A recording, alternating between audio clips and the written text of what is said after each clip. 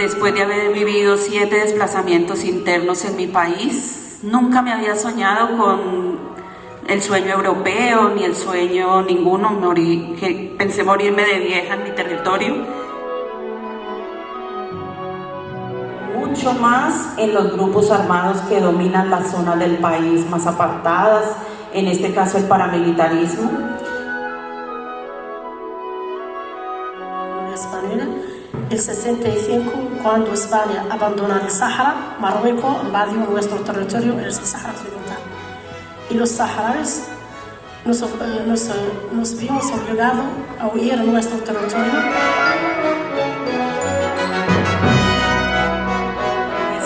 Los 14 años, los 15, y pues ya empieza el miedo, el temor de que van a ser reclutados forzadamente o por un grupo, o por el otro, o por el mismo ejército. El maltrato femenino en el Sáhara Occidental no existe. La primera vez que me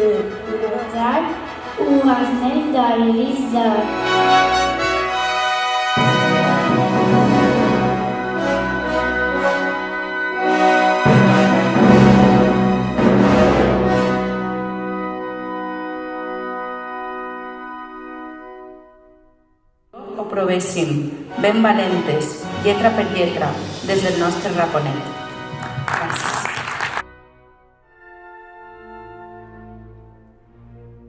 Els canons de neu, les pistoles d'aigua, els soldadets de plom.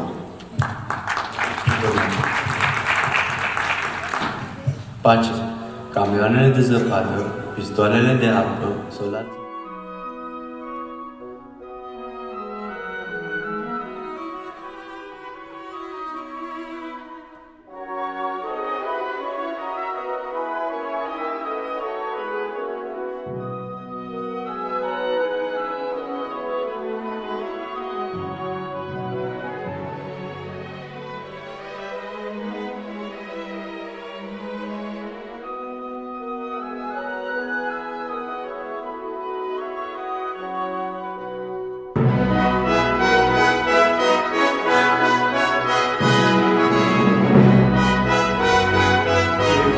Dejarme en paz, aunque vienen unos o otros, o azules, o rojos, o amarillos, da igual, dejarlos en paz, pero